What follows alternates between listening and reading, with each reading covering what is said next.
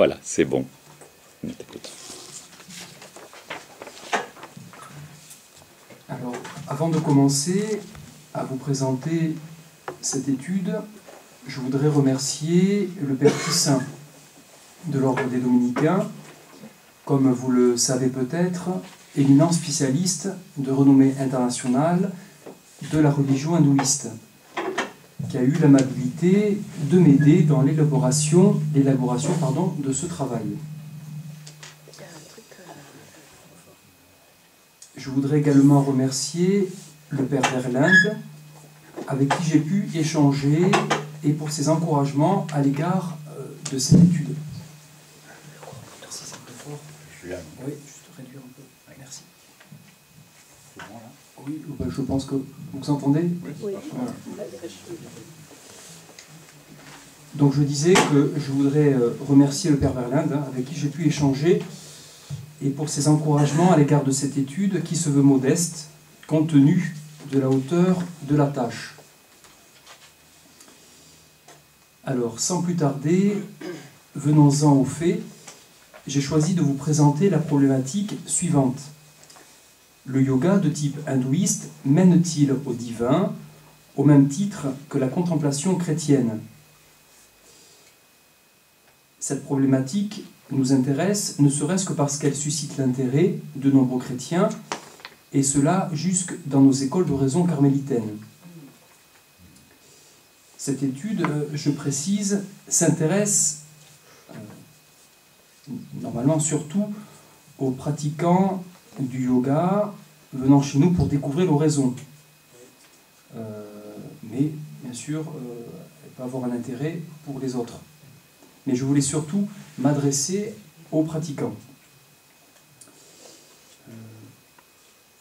Alors, ma méthodologie sera de faire conjuguer trois approches de manière organique qui me semblent indispensables pour la résolution de notre problématique, à savoir l'approche exégétique, ou les Écritures si vous voulez, permettant de mettre en perspective l'essence divine, ses qualités, et permettant d'établir des distinctions fondamentales entre cosmogonie hindouiste et chrétienne, puis une approche portant sur la foi théologale, et enfin, grâce aux apports indispensables de nos deux précédentes disciplines, une étude comparée entre hindouisme et christianisme, avec les apports de Saint Jean Lacroix, sur la problématique qui nous occupe. Alors, on va commencer par les Écritures. D'ailleurs, je crois que tout commence par là. Alors, nous allons tenter d'en faire émerger quelques éléments saillants. Je vous invite au fur et à mesure à suivre avec le plan. En plus, ça donne quand même une vision d'ensemble qui permet une meilleure mémorisation. Voilà. Vous l'avez compris. Tout d'abord, parlons de la proximité divine dans l'Ancien Testament. La Bible, dans ses deux polarités, Ancien et Nouveau Testament,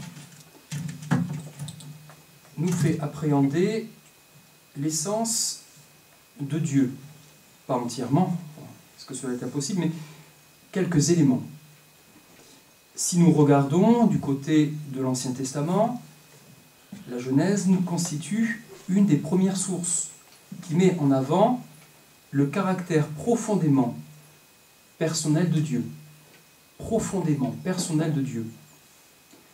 En effet, nous lisons en Genèse: lorsque Dieu commença la création du ciel et de la terre était déserte et vide, et la ténèbre à la surface de l'abîme. Le souffle de Dieu planait à la surface des eaux, et Dieu dit. Fin de citation, Genèse 1, chapitre 1, versets 1 et 2. Et là, nous voyons que intelligence et volonté sont impliquées dans un projet et un acte créateur, véhiculé par une parole créatrice. Or, intelligence et volonté sont deux principes constitutif de tout être personnel. Autrement dit, Dieu se présente comme un être personnel dès les premiers versets de la Bible. Dès les premiers versets de la Bible. C'est pour dire l'importance. Le livre de l'Exode vient compléter ce donné scripturaire. Nous lisons en Exode 3,14 « Je suis qui je serai ».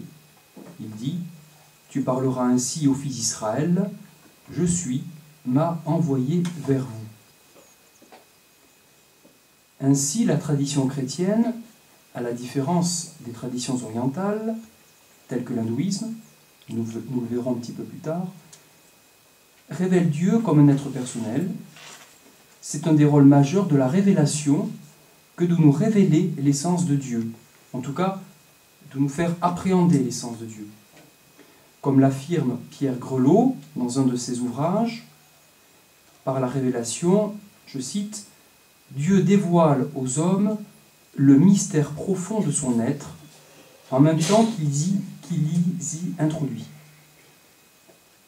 Alors, c'est un dévoilement.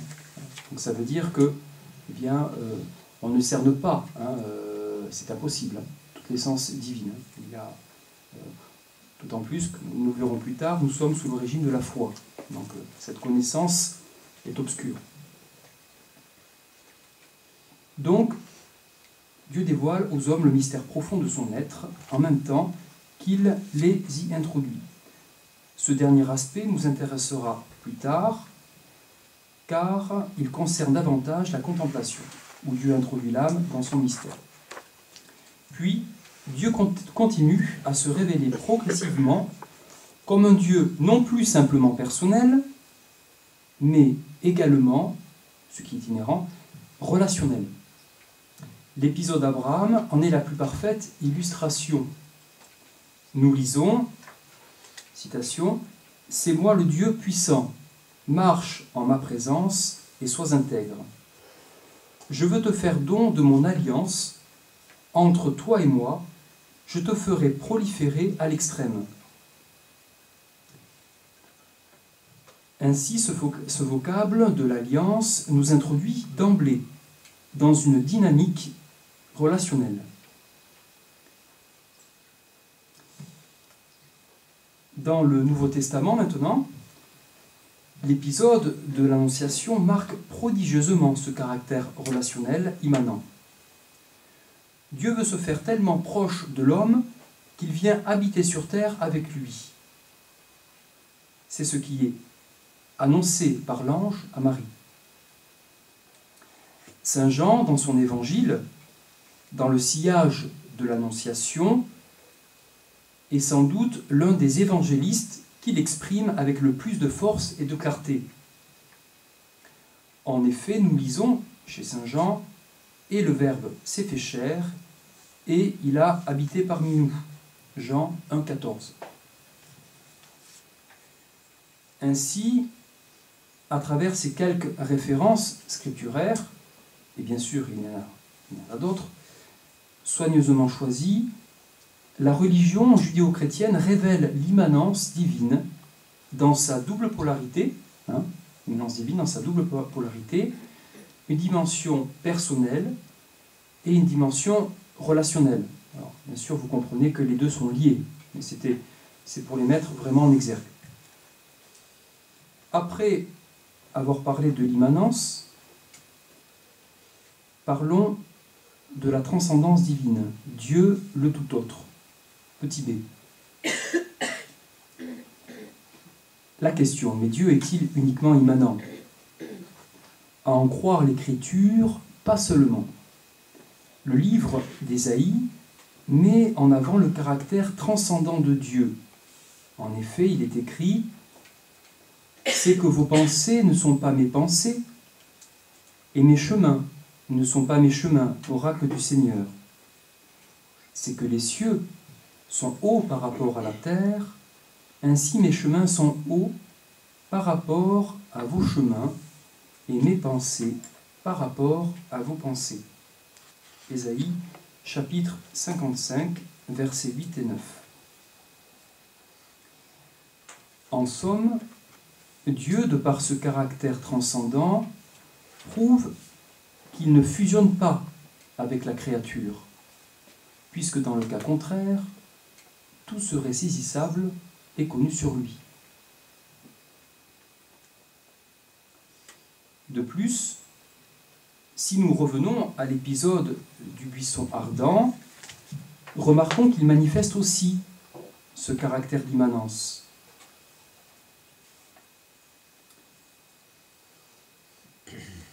En effet, « je suis qui je serai » signifie que Dieu n'a pas de compte à rendre à l'homme sur son identité. Pardon, ce caractère transcendant. En effet, « je suis qui je serai » signifie aussi que Dieu n'a pas de compte à rendre à l'homme sur son identité, sur son essence divine.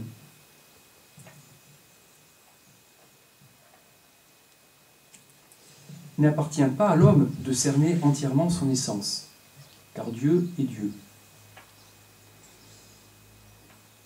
Dans le Nouveau Testament, Jésus affirme qu'il est au-dessus de toute créature.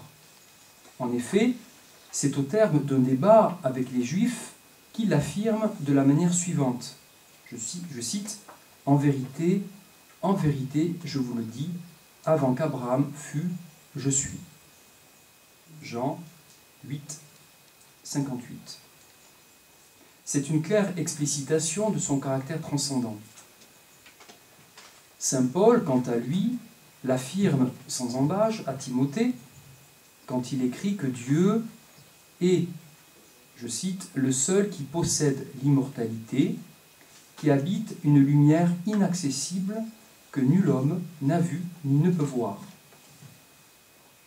1 Timothée 6, 16.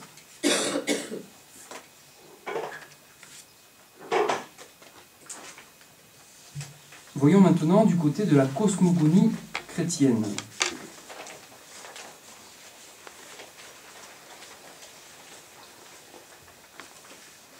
Alors,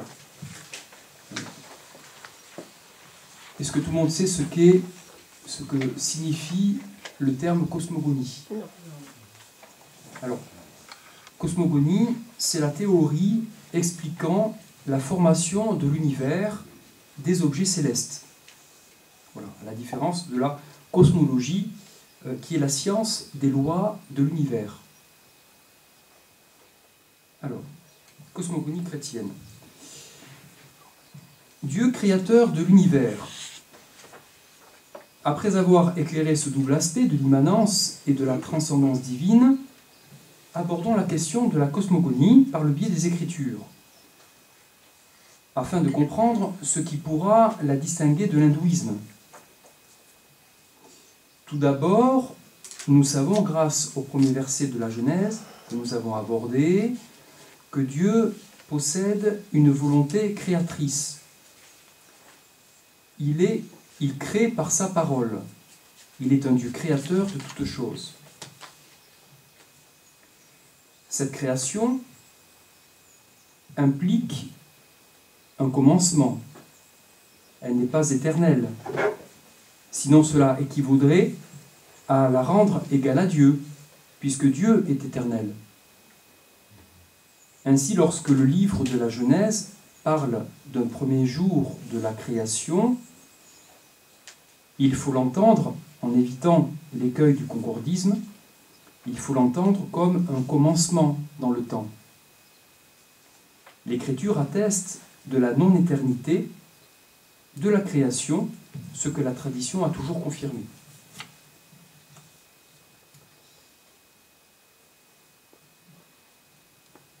Un univers non éternel, mais aussi un univers qui ne se mélange pas à la substance divine.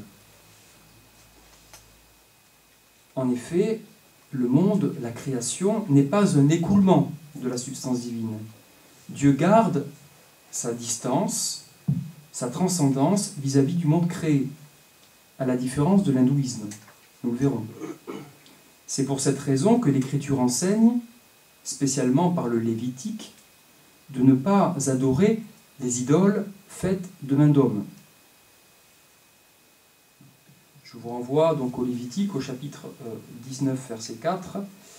Ne vous tournez pas vers les faux dieux, ne vous fabriquez pas des dieux en forme de statue. C'est moi, le Seigneur, votre Dieu.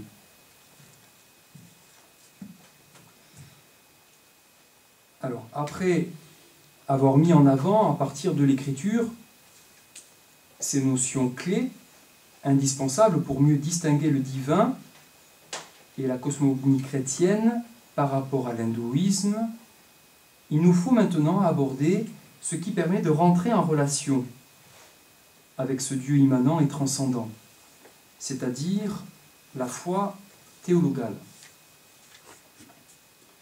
Deuxième partie.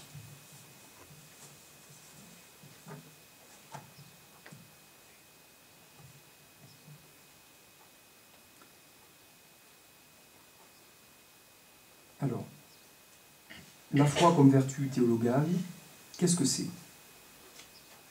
Que nous dit le catéchisme de l'Église catholique? Je cite. La foi est la vertu théologale par laquelle nous croyons en Dieu et à tout ce qu'il nous a dit et révélé, et que la Sainte Église nous propose à croire parce qu'il est la vérité même. La foi est la vertu théologale par laquelle nous croyons en Dieu et à tout ce qu'il nous a dit et révélé, et que la Sainte Église nous propose à croire parce qu'il est la vérité même.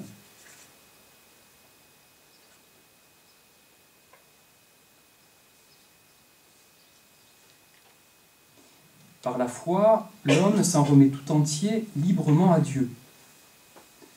C'est pourquoi le croyant cherche à connaître et à faire la volonté de Dieu. Le juste vivra de la foi. Alors c'est le numéro 1814. Il est du catéchisme, de l'Église catholique, pardon. Alors, la foi comme vertu théologale, donc c'est avant tout une grâce, une vertu surnaturelle, infusée directement par Dieu dans l'âme, qui vient se greffer sur la faculté d'intelligence. Elle est performative, elle perfectionne la nature. La foi est aussi, un don de Dieu. Ce qu'il faut retenir ici, c'est que dans la foi théologale, Dieu a l'initiative. Elle est un don premier de Dieu. L'homme est appelé à répondre à ce don en donnant son assentiment. C'est pour ça que nous pouvons dire que l'acte de foi est un acte humain, grâce au don surnaturel de la foi. Et ce qui est le plus intéressant, c'est que la foi théologale, moyennant au passage la charité, très important, nous fait entrer dans le monde surnaturel de Dieu. De plus, comme nous l'avons dit, elle surélève la nature en la perfectionnant. Si j'ai commencé par vous parler de la foi théologale, c'est pour établir une distinction importante qui nous amène à notre sujet. La distinction entre foi et croyance. Alors, que nous dit le document Dominus Jesus? Alors, je vais simplement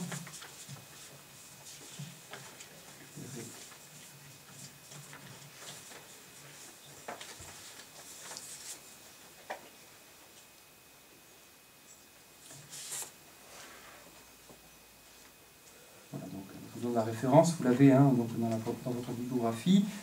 Donc, déclaration Dominus Jesus, de la Congrégation pour la doctrine de la foi, sur l'unicité et l'universalité salvifique de Jésus-Christ et de l'Église en 2000. Alors,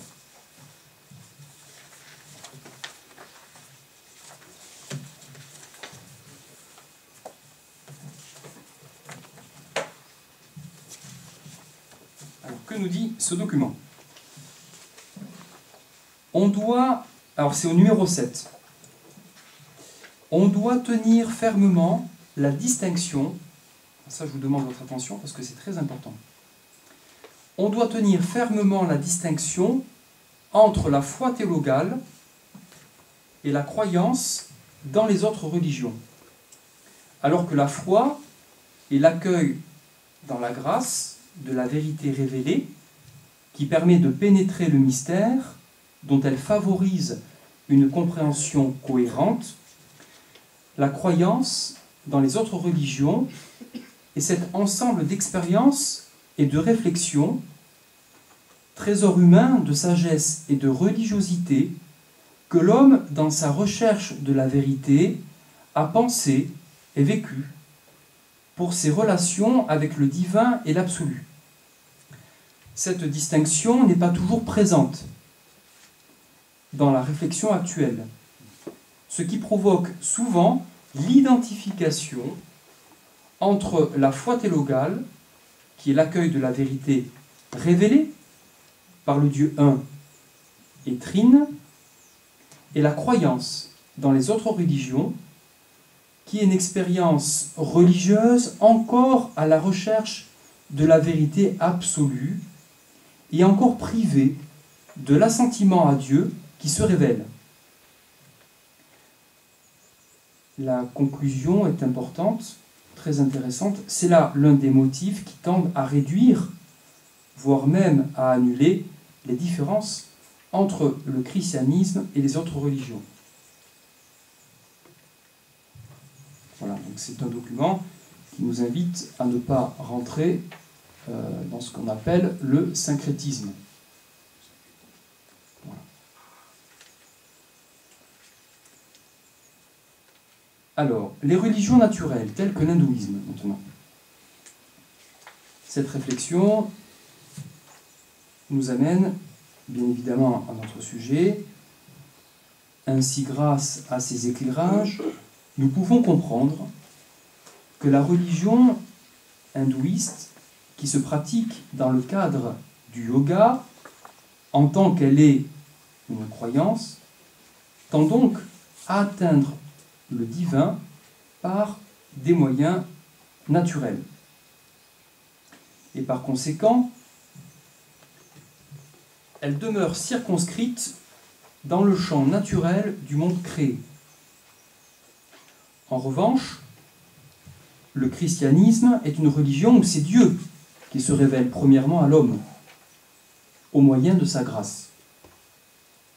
Ainsi, l'homme est appelé à entrer dans le monde surnaturel, spécialement par le don de la contemplation telle qu'elle est décrite par saint Jean de la Croix.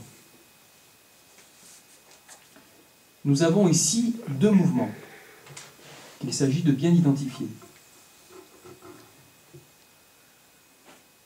La foi théologale demeure un mouvement descendant ou de Dieu vers l'homme.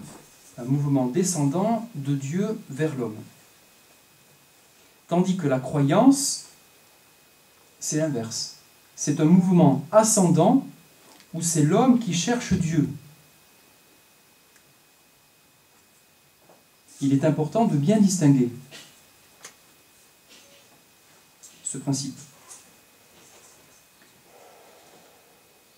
Dès lors, cette distinction foi-croyance, foi théologale croyance, je précise plutôt, nous permet d'aborder avec plus de clarté et de sûreté la partie, notre dernière partie, où l'on va tenter de distinguer l'expérience contemplative entre christianisme et hindouisme.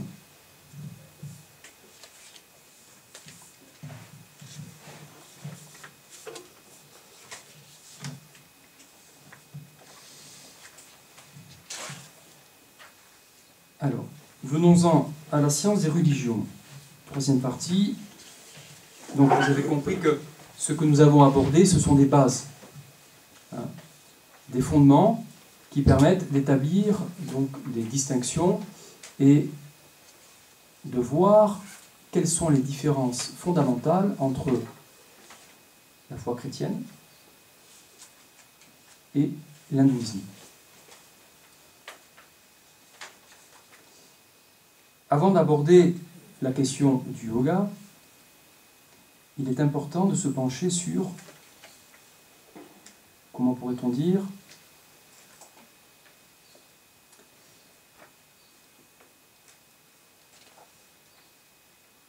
le cadre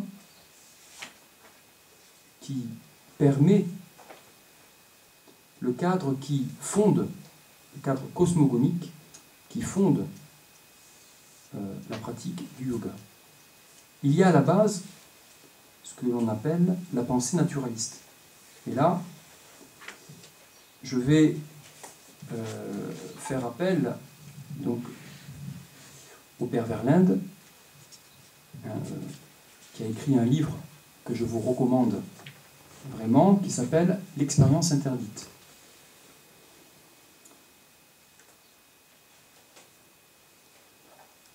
Alors, il s'agit ici de décrire un système de pensée hindouiste parmi des myriades. Je me souviens, j'étais allé voir donc le père Tissin, très content de mon travail, parce que j'avais bien, très content, c'est-à-dire que j'avais trouvé des choses. Et j'arrive, je lui dis, ah mais voilà, alors finalement l'hindouisme c'est la pensée naturaliste telle qu'elle est écrite par le père Verlinde. Il me regarde et il me dit, en substance, c'est un petit morceau dans une myriade.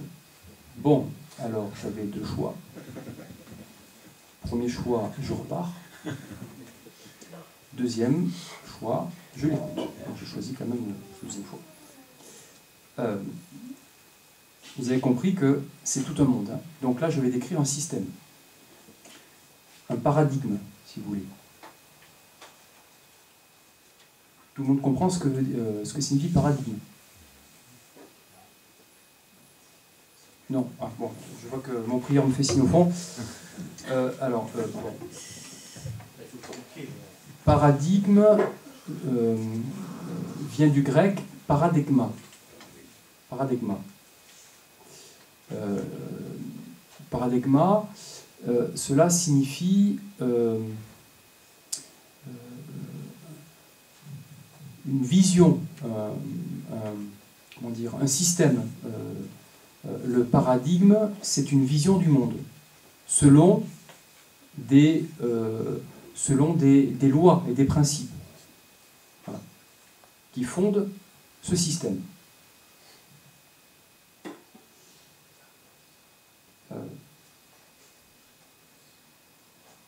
Donc c'est un univers qui s'inscrit dans un cadre, dans des lois, des lois de l'univers, des lois qui sont les principes constitutifs de cet univers.